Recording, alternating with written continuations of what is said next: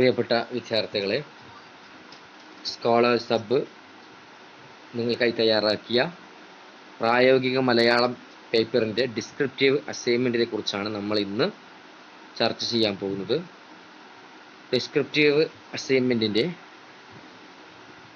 5 ചോദ്യങ്ങളിൽ 5ാമത്തെ ചോദ്യമാണ് നമ്മൾ അസൈൻമെൻറ്റിൻ്റെ പ്രിപ്പറേഷന് വേണ്ടി തിരഞ്ഞെടുത്തിട്ടുള്ളത്. അതിൽ 5ാമത്തെ ചോദ്യം ഞാനൊന്ന് വായിക്കാം. പ്രാസംഗികന് വേണ്ട ഗുണങ്ങളെപ്പറ്റി ലോകപ്രശസ്തരായ വ്യക്തികളുടെ പ്രഭാഷണങ്ങളെ മുൻനിർത്തി സുകുമാർ അഴീക്കോട് നിരീക്ഷിക്കുന്നത് എങ്ങനെയെന്ന് ക്രോഡീകരിക്കുക.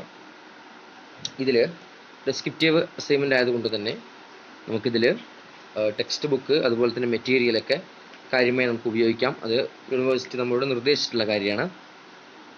അതുപോലെ തന്നെ നമ്മുടെ അസൈൻമെൻറ്റിൽ എന്തൊക്കെയാണ് വരുന്നതെന്ന് ഇൻഡെക്സിൽ നമുക്ക് നോക്കാം. ആദ്യം ഒരു ആമുഖം നമ്മൾ ഉൾച്ചേർത്തിട്ടുണ്ട്. പിന്നെ പ്രസംഗകലയെക്കുറിച്ചുള്ള ഒരു പോയിന്റ്, ഒരു ചെറിയൊരു ഷോർട്ട് എസ്സേ നമ്മൾ ചേർക്കുന്നുണ്ട്. അതിനുശേഷം പ്രസംഗകലയിലുള്ള അഴീക്കോടിൻ്റെ വീക്ഷണങ്ങളെക്കുറിച്ചാണ് നമുക്കിനി ചേർക്കാനുള്ളത്. അഴീക്കോടിന് എന്താണ് പ്രസംഗകലയെക്കുറിച്ച് പറയാനുള്ളത്, അദ്ദേഹത്തിൻ്റെ വീക്ഷണങ്ങൾ എന്തൊക്കെയാണ് എന്നുള്ളതാണ് അടുത്തതായി ചേർത്തിട്ടുള്ളത്.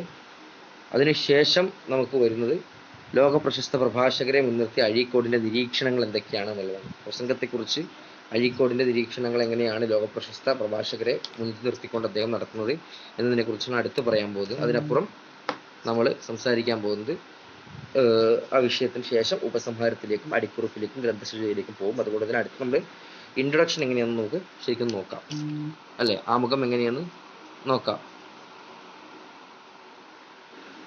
ഇൻട്രൊഡക്ഷന് ഒരു മികച്ച പ്രസംഗത്തിന് സൃഷ്ടിക്കാൻ കഴിയുന്ന സാധ്യതകൾ അവിശ്വസനീയമാം വണ്ണം വിപുലമാണ്. പ്രസംഗകല എന്ന അനുഗ്രഹ നേട്ടത്തിന് സമൂഹത്തിൽ സൃഷ്ടിക്കാൻ കഴിയുന്ന അനുരണങ്ങൾ ചെറുതല്ല. പ്രസംഗത്തിനുള്ള സാമൂഹിക പ്രസക്തി എത്രത്തോളമാണെന്ന് മനസ്സിലാക്കൽ അനിവാര്യമാണ്. ചില സ്ഥലങ്ങളിലൊക്കെ ചില അക്ഷരങ്ങൾക്ക് നമുക്ക് PDF സാധാരണ ഫയലിൽ നിന്ന് PDF മാറ്റുമ്പോൾ ഇണ്ട പോലുള്ള ചില അക്ഷരങ്ങളൊക്കെ അങ്ങോട്ട് ഇങ്ങോട്ട് മിസ്സാവുന്നുണ്ട്. നമുക്ക് അത്തരം കാര്യങ്ങൾക്ക് നിങ്ങൾ എഴുത്തിൻ്റെ സമയത്ത് ശ്രദ്ധിക്കണം. നമുക്കറിയുന്ന കോമൺ വേർഡായിരിക്കും. അത്തരത്തിലുള്ള ചെറിയ ചെറിയ മിസ്റ്റേക്കുകളൊക്കെ ആണെന്നെങ്കിൽ ഒന്നുകിൽ അന്വേഷിക്കുക, അല്ലാത്ത പക്ഷം അത് നിങ്ങൾ തന്നെ എഡിറ്റ് ചെയ്ത് ശരിയാക്കുക. ഏതെങ്കിലും 1-2 വേർഡുകൾ മാത്രമേ അങ്ങനെ കാണുള്ളൂ. ഓക്കെ, ഇവിടെ നമ്മൾ ഏതായാലും ഇൻട്രൊഡക്ഷനിൽ നമ്മൾ മൊത്തത്തിൽ പറയുന്നത് എങ്ങനെയാണ് പ്രസംഗം, അതിൻ്റെ പ്രസക്തി എന്താണ് എന്നുള്ളതാണ്. 2ാമത്തെ പാരഗ്രാഫിലേക്ക് വന്നു കഴിഞ്ഞാൽ പ്രസംഗരംഗത്ത് സംഭാവനകൾ നൽകിയ നിരവധി പ്രതിഭാധനരായ ലോക പ്രഭാഷകരുണ്ട് എന്നിങ്ങനെ പോകുന്ന ഒരു 2ാമത്തെ പോയിന്റാണ് അതിലൂടെ വരുന്നത്. ഇതിൽ പ്രഭാഷണത്തെക്കുറിച്ചുള്ള വിവിധങ്ങളായ വീക്ഷണങ്ങൾ ശ്രോതാക്കളിലേക്കും വായനക്കാരിലേക്കും എത്തിക്കുന്നതിൽ ഇത്തരത്തിലുള്ള പ്രഭാഷകരുടെ സവിശേഷതകളും മറ്റും എടുത്തു പറയുന്നതുകൊണ്ടുള്ള സുകുമാർ അഴീക്കോടിൻ്റെ ലേഖനങ്ങൾ നിരവധിയാണ് എന്നുള്ളൊരു ടൈപ്പിലാണ് പോകുന്നത്. അതായത് നമ്മളിതിൽ ബേസിക്കലി മനസ്സിലാക്കേണ്ടത് നമുക്ക് മലയാള അസൈൻമെൻറ്റിൻ്റെ ചെയ്യുന്ന സമയത്ത് ഉണ്ടാകുന്ന ഏറ്റവും വലിയ പരിമിതി എന്നുള്ളത് റിസോഴ്സുകളുടെ വലിയ പരിമിതിയാണ്. ഇപ്പോൾ സുകുമാർ അഴീക്കോടിൻ്റെ ഈ വീക്ഷണത്തിലുള്ള കാഴ്ചപ്പാടുകൾ എന്ന് പറയുമ്പോൾ നമുക്ക് അസൈൻമെൻറ്റ് വിഷയം തന്നിട്ടുണ്ടെങ്കിൽ പോലും തുച്ഛമായിട്ടുള്ള പോയിന്റുകൾ മാത്രമേ നമുക്കതിൽ കിട്ടുകയുള്ളൂ. ഓക്കെ, സുകുമാർ അഴീക്കോടിൻ്റെ ഒരു എസ്സേ മാത്രമേ നമുക്കിതിൽ കിട്ടുകയുള്ളൂ. അപ്പോൾ ആ എസ്സേയിൽ നിന്നും നമ്മൾ കണ്ടമാത്രം പോയിന്റുകൾ എടുക്കുക. എസ്സേയിൽ നിന്നും കൊടുക്കാൻ പറ്റുന്ന കൂടുതൽ ഫെർദർ ആയിട്ടുള്ള പോയിന്റുകൾ അതുപോലെ തന്നെ ഫാക്റ്റുകൾ നമുക്ക് ചേർക്കാൻ പറ്റുന്നത് നമ്മൾ ചേർത്ത് കൊടുക്കുക. ഇതാണ് നമുക്കിത് പറ്റുന്നത്. ഓക്കെ, കേരളീയ സാഹിത്യരംഗത്ത് അതുല്യമായ പ്രതിഭാ നാമമാണ് സുകുമാർ അഴീക്കോട്. പ്രത്യേകിച്ച് പ്രസംഗരംഗത്ത് അദ്ദേഹം ചേർത്ത് വെച്ച മുദ്രകൾ വിദ്യാർത്ഥി സമൂഹത്തിന് എന്നും ഒരു പഠന വിഷയമാണ്. തന്നിൽ ജന്മവാസനയായി അടങ്ങിയിട്ടുള്ള പ്രസംഗകലയെ എങ്ങനെയാണ് അദ്ദേഹം സാമൂഹിക നന്മയ്ക്കും സാമൂഹിക വിമർശനത്തിനും ഉപയോഗിച്ചത് എന്നത് പ്രസക്തമായ കാര്യമാണ്. ഇൻട്രൊഡക്ഷൻ അവിടെ അവസാനിക്കുകയാണ്. ഓക്കെ അല്ലേ? ഇനി പ്രസംഗകലയെക്കുറിച്ചാണ് നമ്മൾ പറഞ്ഞു വരുന്നത്. പ്രത്യേക ശൈലിയിൽ മറ്റുള്ളവരിലേക്ക് ആശയങ്ങൾ കൈമാറുന്ന കലയാണ് പ്രഭാഷണം. ഓക്കെ, 30% പ്രതിഭാത്വവും 70% അധ്വാനവും കൂടി ചേരുമ്പോൾ നല്ല പ്രഭാഷകൻ ഉണ്ടാകുന്നു. ആശയവിനിമയത്തിൽ പ്രസംഗകൾക്ക് അത്ഭുതകരമായ സ്വാധീന ശക്തിയുണ്ട്. സദസ്യരെ തൻ്റെ ആശയപ്രപഞ്ചത്തിലേക്ക് കൊണ്ടുവരാൻ ഒരു നല്ല പ്രസംഗകന് അല്പസമയം മതി. പ്രഭാഷകന്റെ നോട്ടം, മുഖഭാവം, ആംഗ്യം, പദവിന്യാസം, വിഷയക്രമീകരണം, അവതരണ ശൈലി ഇവയെല്ലാം ഹൃദ്യമാവുമ്പോഴാണ് പ്രഭാഷണം ആകർഷണീയമാവുന്നത്. ഇവിടെ എന്താ പറയുന്നത് വെച്ചാൽ മൊത്തത്തിൽ പ്രസംഗകലയെക്കുറിച്ചുള്ള ചില പോയിന്റുകളാണ് ഇവിടെ പറഞ്ഞു വരുന്നത്. നമ്മൾ ബേസിക്കലി മനസ്സിലാക്കേണ്ടത് നമുക്ക് യൂണിവേഴ്സിറ്റി പറഞ്ഞിട്ടുള്ളത് പിന്നെ ഡിസ്ക്രിപ്റ്റീവ് ഒക്കെ ആകുമ്പോൾ 5-6 പേജുകളൊക്കെ നമ്മൾ എഴുതിയാൽ മതിയാവും. ഞാൻ അതിൽ കൂടുതൽ ഡീറ്റെയിൽ ആയിട്ട് ഇവിടെ തന്നിട്ടുണ്ട്. സോ അത് എഴുതുന്ന സമയത്ത് നിങ്ങൾക്ക് ആവശ്യമായ രീതിയിലുള്ള കുറവോ കൂടുതലുകളൊക്കെ നിങ്ങൾക്ക് നിങ്ങളുടെ താല്പര്യത്തിനനുസരിച്ച് വരുത്താവുന്നതാണ്. ആ രീതിയിൽ തന്നെ നിങ്ങളുടെ പ്രസംഗം നിങ്ങൾ തയ്യാറാക്കിയാൽ മതി. അത് ശ്രദ്ധിക്കുക എഴുതുന്ന സമയത്ത്. ഓക്കെ. അടുത്തതായി നമുക്ക് നോക്കാനുള്ളത് പ്രസംഗകലയിലുള്ള അഴീക്കോടിൻ്റെ വീക്ഷണങ്ങൾ എങ്ങനെയാണ് നമുക്ക് കാണാൻ പറ്റുന്നത് എന്നുള്ള നിലയിലാണ്. ഓക്കെ. പ്രസംഗകലയിലുള്ള അഴീക്കോടിൻ്റെ വീക്ഷണങ്ങൾ: തനിക്ക് ശരിയെന്ന് തോന്നുന്നത് തുറന്നു പറയാനും ഏത് വിഷയത്തിലും കൃത്യമായി പ്രതികരിക്കാനും കഴിവും തൻ്റെ ഇടവും സുകുമാർ അഴീക്കോടിനെ പോലെ ഒരു സാംസ്കാരിക നായകനും കണ്ടിട്ടില്ല. അതായത് സുകുമാർ അഴീക്കോടിൻ്റെ വ്യക്തിത്വത്തെയും അദ്ദേഹത്തിൻ്റെ സാമൂഹിക ജീവിതത്തെയും സാമൂഹിക വിമർശന മെത്തേഡിനെ കുറിച്ചൊക്കെയാണ് നമ്മൾ ഈ ഒരു ഭാഗത്ത് കൂടുതലായിട്ട് സൂചിപ്പിക്കുന്നത്. അതായത് രണ്ടാമത്തത് നിങ്ങൾക്ക് കൂടുതൽ വ്യക്തമാവും. അതായത് സാഹിത്യത്തിലായാലും രാഷ്ട്രീയത്തിലായാലും സാംസ്കാരിക രംഗത്തായാലും മുഖം നോക്കാത്തതെയും വിമർശിക്കുമായിരുന്നു എന്ന് പറയുന്ന ഒരു പോർഷൻ ഇവിടെ വരുന്നുണ്ടല്ലോ. അതിൽ ഞാൻ ഈ പറഞ്ഞ പോയിന്റിനെ കൂടുതൽ സപ്പോർട്ട് ചെയ്യുന്ന രീതിയിലുള്ള ഡാറ്റാസാണ് ഞാനിവിടെ കൊടുത്തിട്ടുള്ളത്.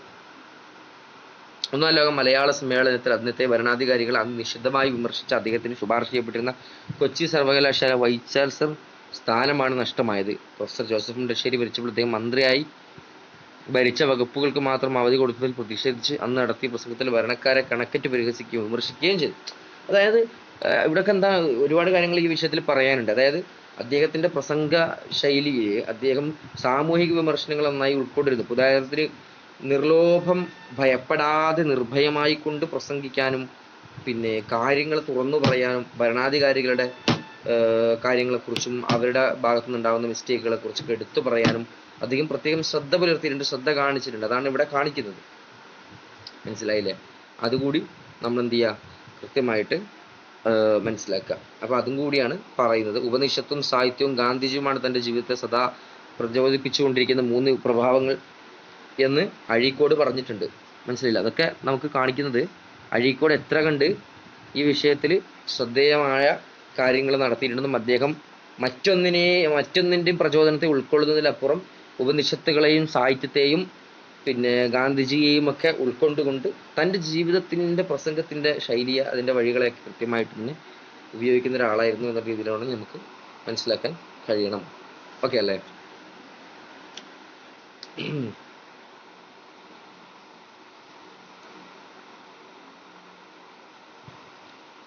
അഴീക്കോടിൻ്റെ കൂടുതൽ കാര്യങ്ങൾ ഇവിടെ പറഞ്ഞു പോകുന്നുണ്ട്.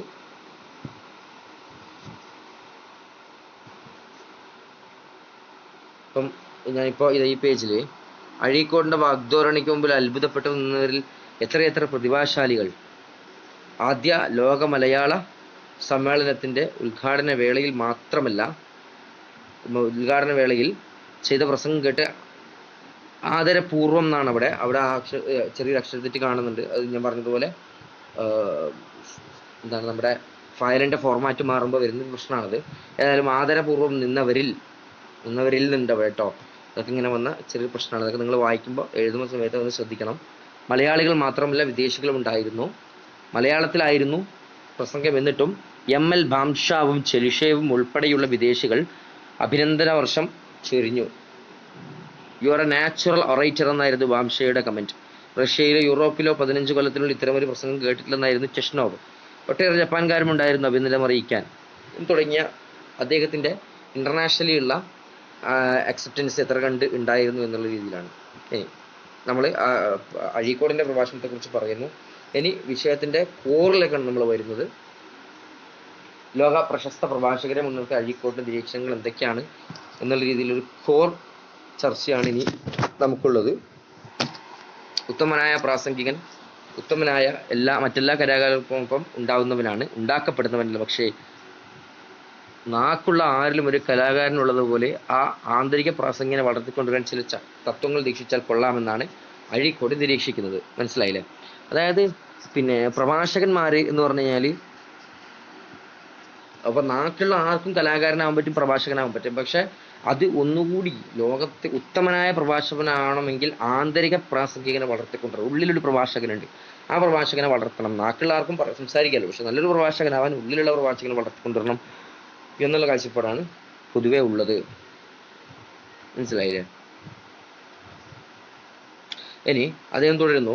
പ്രസംഗം ശ്രോതാക്കളുടെ ഹൃദയത്തിൽ കടത്തുകയാണ് പ്രാസംഗികന്റെ ഏറ്റവും പ്രധാനമായ ലക്ഷ്യം. അതിനു പ്രാസംഗികൻ തന്നെത്താൻ വിഷയത്തിൽ കടക്കണം. അതിനു മുമ്പ് വിഷയം പ്രാസംഗികനിൽ കടന്നിരിക്കുകയും വേണം. അല്ലെ? പിന്നെ ലോകപ്രശസ്ത പ്രഭാഷകരെ നോക്കിയിട്ടും അവരുടെ പ്രസംഗങ്ങളിൽ നിന്നും അദ്ദേഹം പിന്നീട് ഉദാഹരിക്കുന്നുണ്ട് കാര്യങ്ങളൊക്കെ.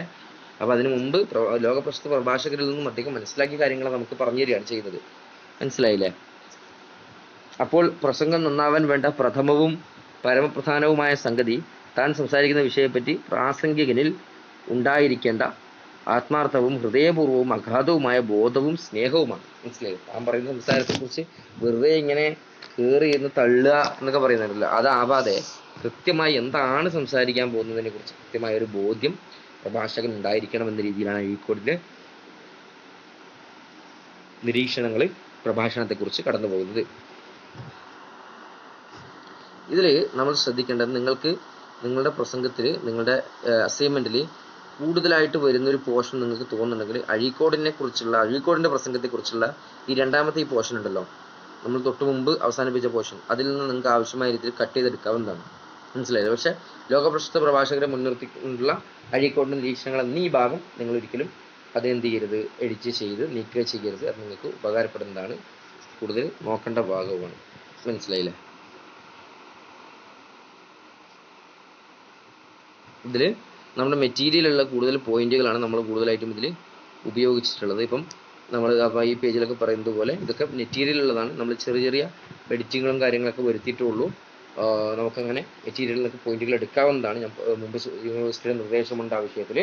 നമുക്ക് അതിൻ്റെ കൂടെ നമുക്ക് പുറത്തുനിന്നുള്ള പോയിന്റുകളും മറ്റ് ലേഖനങ്ങളോ ജേർണലിസ്റ്റ് അതുപോലെ തന്നെ പത്രവാർത്തകളൊക്കെ നമുക്ക് എടുക്കാവുന്നതാണ് എന്ന് നിരീക്ഷിക്കപ്പെട്ടിട്ടുണ്ട്. ഏതായാലും ആ രീതിയിൽ കൂടുതൽ ശ്രദ്ധിച്ച് ചെയ്യുക. ഞാനത് കൂടുതൽ ഈ വിഷയത്തിൽ സംസാരിക്കുന്നില്ല, നിങ്ങൾക്ക് കാണാൻ പറ്റും.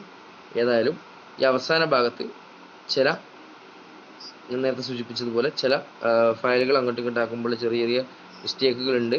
അത് നിങ്ങൾ കണ്ടറിഞ്ഞ് ചെയ്യുക, ശരിയാക്കുക. സ്പേസുകൾ അനാവശ്യമായ ചില സ്പേസുകളൊക്കെ ചില സ്ഥലങ്ങളിൽ ഇപ്പോൾ കണ്ടില്ലേ, ഇവിടെ പ്രസംഗ ശൈലി എന്നുള്ളത് അവിടെ ഒരു സ്പേസ് ഇല്ല. പിന്നെ സവിശേഷ ശൈലി എന്നുള്ളത് ഒറ്റ വാക്കാണ്. അപ്പോൾ അതൊക്കെ അങ്ങനെ ചെറിയ ചെറിയ മിസ്റ്റേക്കുകൾ ഉണ്ട്, അതിങ്ങനെ വന്നതാണ്. ഏതായാലും അത് സാഹചര്യം നോക്കി ചെയ്യാം. അടുത്ത കൺക്ലൂഷനിലേക്കാണ് നമ്മൾ പോകുന്നത്. ഈ അസൈൻമെന്റിന്റെ കൺക്ലൂഷൻ എങ്ങനെയാണെന്നുള്ളത് നമുക്ക് നോക്കേണ്ടത്. ഓക്കെ. പ്രസംഗകലയുടെ പ്രസക്തിയും സാമൂഹിക പ്രാധാന്യവും ഏറെ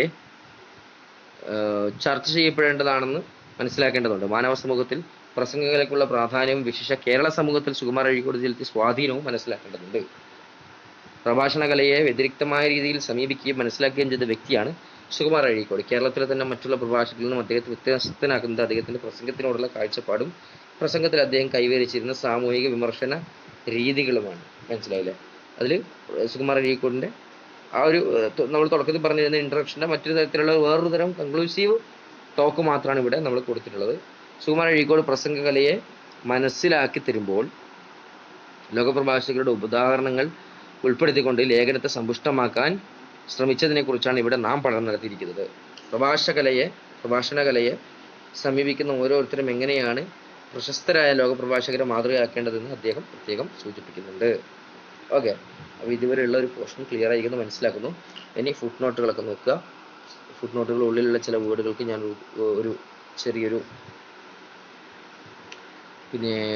വിശദീകരണം എന്ന രീതിയിലാണ് ഫുട് നോട്ട് സെറ്റ് ചെയ്തിട്ടുള്ളത്.